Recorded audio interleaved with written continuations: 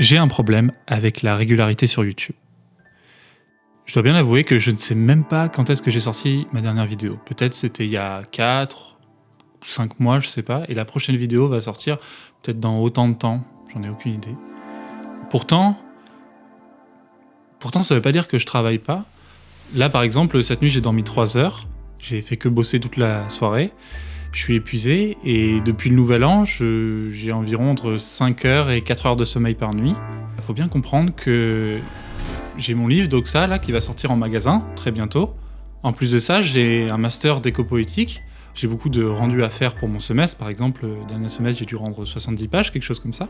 En effet, j'ai YouTube, mais j'ai aussi une vie personnelle. Une vie personnelle qui, cette année, était un peu compliquée parce que en juin, je me suis retrouvé à l'hôpital, un hôpital psychiatrique à cause de troubles bipolaires.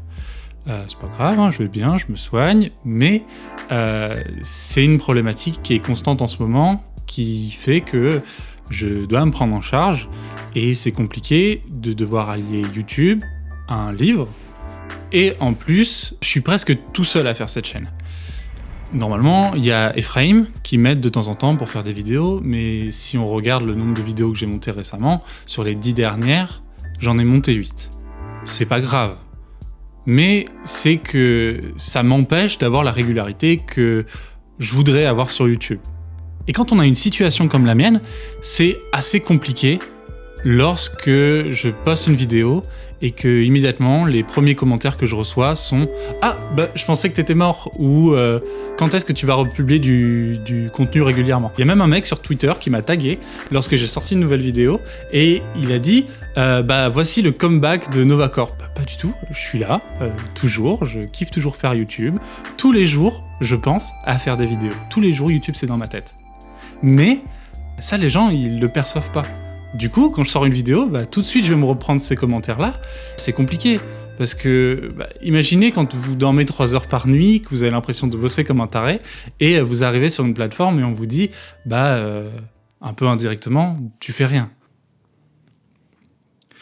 Mais tout ça, ça m'a fait réaliser une chose, qui est assez étrange, c'est-à-dire que si je voulais être un artiste, que je voulais être musicien par exemple, que je voulais être réalisateur de films, on va pas me mettre autant l'impression, je vais quand même avoir une pression, hein, des studios, des producteurs, etc. pour sortir des trucs régulièrement. YouTube, c'est pas pareil, parce que YouTube, c'est vraiment les proches qui le disent, c'est YouTube qui le dit, et c'est également à travers la communauté qu'on le ressent.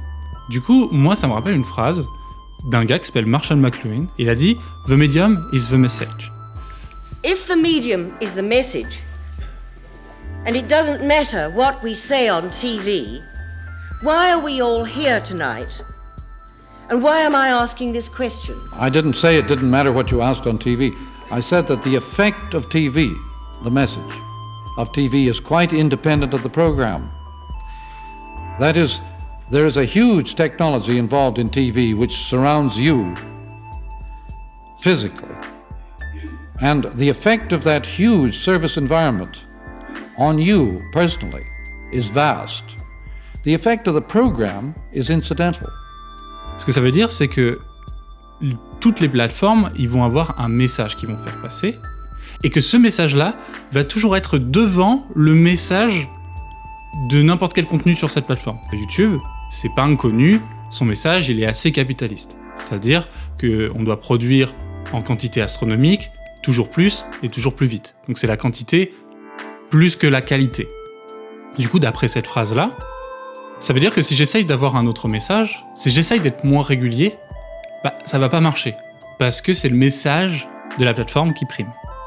Et justement, ça se démontre, puisque les personnes qui sont pas régulières n'y arrivent pas. Les personnes qui font du contenu très très qualitatif n'y arrivent pas forcément. Alors attention, ça veut pas dire que les personnes qui sont régulières ne font pas de contenu qualitatif. Il y a des gens qui sont très très bien, qui font du contenu tous les jours, qui font des daily vlogs, et leur contenu est incroyable. C'est pas ce que j'essaye de dire. Je sais pas si on le voit sur l'enregistrement. J'ai mon chat en train de chier. C'est formidable. On l'entend un peu gratter dans sa litière, bon c'est pas grave. Attention, hein, faut pas faire un amalgame, c'est pas parce que je dis qu'il y a des gens qui font du contenu régulier que c'est forcément moins bon. Parce que souvent on entend dire « Ah ils font des cuts tout le temps, ils sortent des vidéos tous les jours, donc forcément la qualité est moins bonne ». Les personnes comme Squeezie, par exemple, ils ont toute une équipe derrière qui leur permet de faire des vidéos tous les 3 jours, mais sans l'empêcher de faire du contenu de qualité. Gérald. À toi. Moi, je m'appelle Hakim. En fait, c'est que si on va essayer de vouloir sortir de ce cadre-là, on va être assommé par la quantité d'informations qu'on va recevoir sur YouTube. Alors qu'à l'inverse, si je passais dans un autre médium, bon, on va reprendre la musique. Si je sors un album tous les jours, bah là, ça va être un peu moins bien reçu. Parce qu'on a l'habitude que pour faire un album, faut un peu prendre son temps. Faut faire une tournée de promotion. Faut faire des clips. Si je fais des albums tous les jours, ça va pas marcher. Donc, encore une fois, le médium, c'est le message. Il va y avoir un écart social plus important entre les gens qui peuvent faire YouTube. Parce que il faut du temps. On l'a pas tous. Il faut de l'argent. On l'a pas tous. Il faut un milieu social particulier. Si vous faites partie des gens qui ont la fracture numérique, il y en a 1 million de personnes en France qui n'ont pas accès à Internet ou qui ne peuvent pas y aller régulièrement. Forcément, vous allez plus difficilement aller sur YouTube. Pourquoi est-ce que j'évoque ça ? C'est que YouTube essaye de nous faire penser qu'on peut tous faire des vidéos YouTube. Alors que c'est pas vrai. On ne peut pas tous le faire. Il y a des gens qui vont avoir plus de privilèges. Moi, j'ai de la chance d'avoir Novacorp, d'avoir déjà 25 000 abonnés et de pouvoir mettre 6 mois pour sortir une vidéo et d'avoir toujours des gens qui vont regarder. C'est vraiment une chance incroyable. Mais pour les petits créateurs, ça va être un peu plus difficile de mettre en avant leur contenu. Parce qu'en face d'eux, ils ont des gens qui sont déjà très bien installés, qui ont beaucoup de revenus, qui sont capables de sortir des vidéos très régulièrement. Et quand je dis beaucoup de revenus, en fait, pas tous. Quand on veut commencer avec une communauté qui va à l'encontre du message de YouTube, on se met un peu des bâtons dans les roues. Donc pour réussir sur YouTube, ce que les gens vont faire, c'est qu'ils vont homogénéiser leur contenu. On va retrouver des chaînes de vlogs qui vont avoir exactement la même énergie, le même type de montage, une chaîne de divertissement, ou qu'une chaîne d'art. Et c'est assez particulier de voir cette transformation de YouTube aujourd'hui, et cette homogénéisation, parce que finalement les nouveaux créateurs, s'ils se plient pas à ça, c'est très compliqué pour eux de réussir. Un exemple parfait de l'homogénéisation sur YouTube, c'est la disparition du pouce rouge. Puisque maintenant, on peut plus vraiment donner notre avis si cette vidéo nous plaît ou pas. Il faut vraiment aller dans la section commentaires pour le voir. Ça fait une étape en plus pour accéder au retour des gens sur cette vidéo-là. Donc maintenant, on va consommer un peu plus du contenu sans vraiment savoir qu'est-ce qu'on consomme. On va en consommer de plus en plus maintenant grâce aux YouTube Shorts. Et c'est un problème parce qu'on ne sait pas où on va.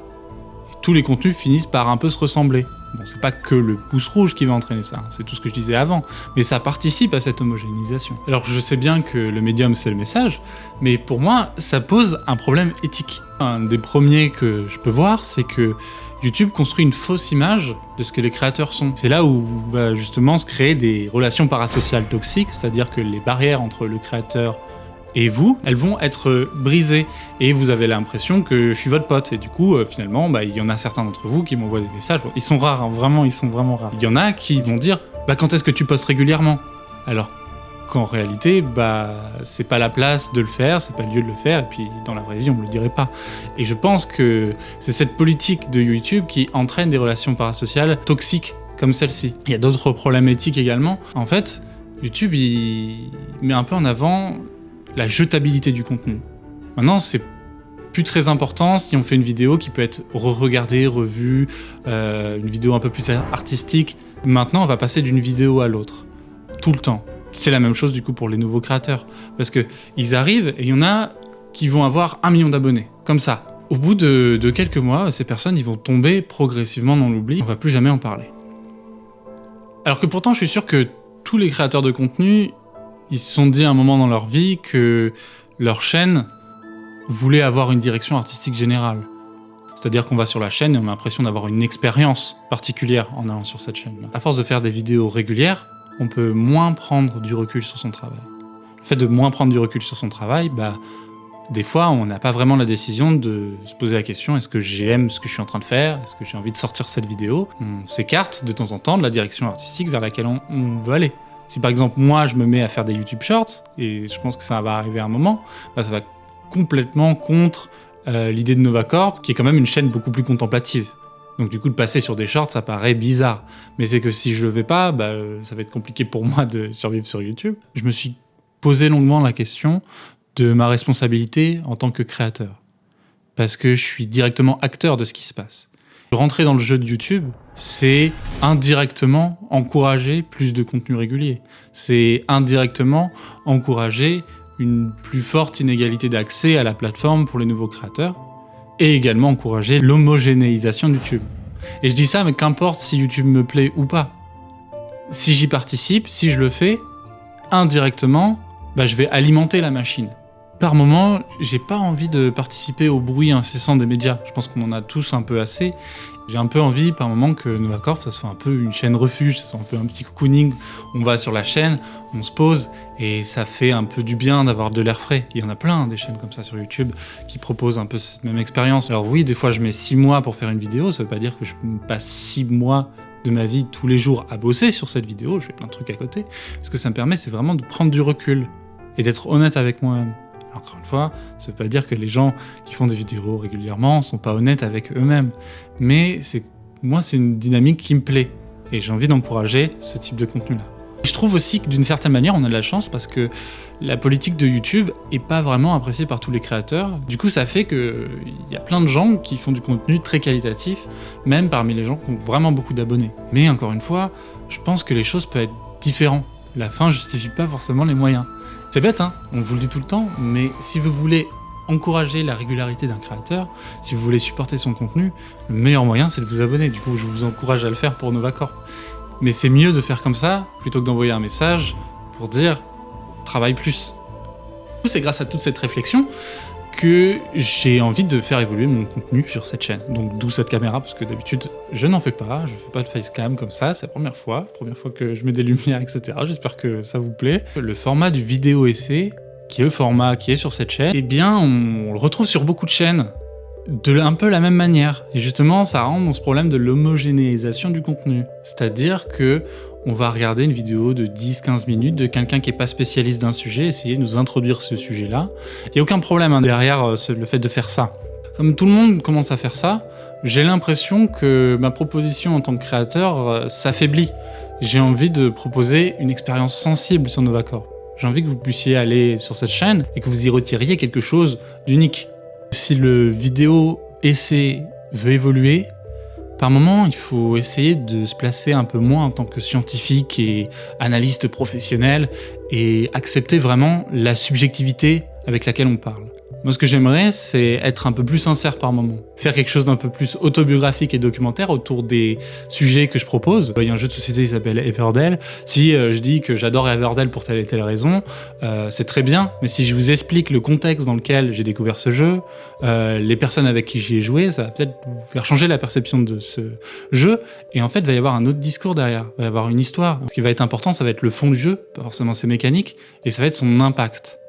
Et moi, c'est ça que j'ai envie de travailler un peu plus. Souvent, sur les vidéos essais, on va parler, par exemple, d'Akira. Je vais dire « Oh, le génie du personnage de Tetsuo ». Je m'en veux un peu d'avoir employé le mot « le génie ».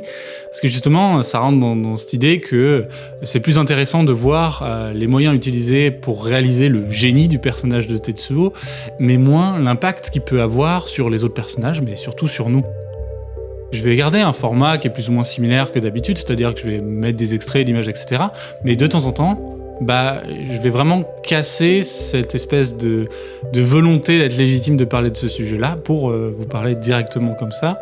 Je pense que c'est beaucoup mieux et beaucoup plus sincère. Et je vois qu'il y a Aqua qui pose la question « Est-ce qu'une vidéo est prévue dans les prochains mois? Et si oui, est-ce qu'on pourrait savoir sur quoi elle porte ?» Alors, là, je suis sur une assez grosse vidéo où je vais parler des 50 derniers livres que j'ai lus ces 2 dernières années. Mais en fait, je vais pas faire une top list parce que moi, ça m'intéresse pas vraiment de faire quelque chose comme ça. Je vais plus vous montrer à quel moment ces livres sont arrivés dans ma vie et quels impacts ils ont eu sur moi. Des fois, ils ont eu aucun impact. Des fois, il y a des livres, ils m'ont vraiment profondément fait chier.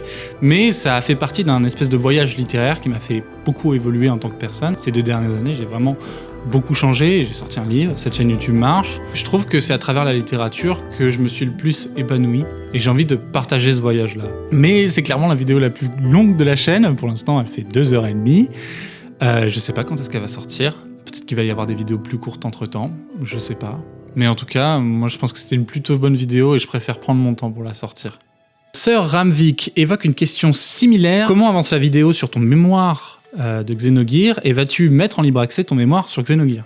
Ça, c'est aussi une grosse vidéo que j'avais dit que je ferais, puisque j'ai fait un mini-mémoire, pas un mémoire à part entière, j'ai fait un mini-mémoire en licence sur les représentations de l'apocalypse d'un point de vue philosophique et psychologique dans la Xenoseries. Le problème avec cette vidéo actuellement, c'est qu'elle est un peu en pause, on a du mal un peu à s'y mettre dessus. La vidéo justement sur les 50 livres nous paraît plus prioritaire, parce qu'on a déjà fait une vidéo sur la Xenoseries, alors autant faire une vidéo sur un sujet différent en attendant. Pour l'idée de mettre mon mémoire en libre accès, oui, je peux totalement le faire. Je pense que je vais mettre un lien dans la description, il n'y a aucun problème. Je crois que j'avais dit que je le ferais, en fait je crois que je ne l'ai pas fait, mais je vais le faire. Et Wanzuki pose la question, comptes-tu continuer la cybersaga, donc l'architecture dans le cyberpunk par exemple, l'analyse d'un autre auteur? Après Doxa, un autre gros projet est en réflexion, autre que YouTube. Oui, je pense que je vais refaire d'autres vidéos de la cybersaga parce qu'il y a un million de trucs à dire sur le cyberpunk, c'est tellement mon dada qu'à un moment j'y reviendrai.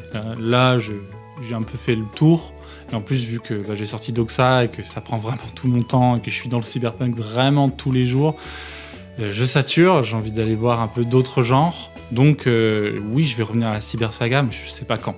En tout cas, c'est pas prévu dans l'immédiat. En revanche, j'ai envie de sortir d'autres sagas, parce que je trouve que ce format de la saga est pas mal. J'aimerais beaucoup faire une saga pour parler de figures importantes du mouvement de la science-fiction féministe, parce que je trouve qu'on n'en parle pas assez sur YouTube. C'est des sujets qui sont tout aussi importants à aborder et qui, pour moi, ont un pouvoir de sensibilisation. Pourquoi pas aussi parler d'écoféminisme, parce que je fais partie justement d'un master d'éco-politique et création. On est amené beaucoup à parler d'écoféminisme. C'est un sujet très intéressant aussi que je vois peu sur YouTube. Pourquoi pas vous partagez les choses que j'apprends à travers ce master. De toute façon, je le faisais déjà à travers ma licence. Pourquoi pas continuer à travers ça si ça vous intéresse. Bon, les lumières se sont éteintes, donc on se retrouve en pleine journée. Ma face est un peu moins éclairée parce que mes LED se sont éteintes. Donc c'est pas grave, on va continuer. C'était la fin de toute façon. Évidemment, j'espère que cette vidéo t'a plu. Tu peux, du coup, si tu as envie de voir un peu plus de vidéos régulières sur la chaîne, laisser un pouce, t'abonner, mais surtout aller voir le site internet de Doxa, précommander Creator of Zolpidem si vous avez envie. Et on se retrouve bientôt pour de nouvelles vidéos. Bientôt, je sais pas, mais je vais faire en sorte de sortir des vidéos. Allez, on se retrouve bientôt. Bisous.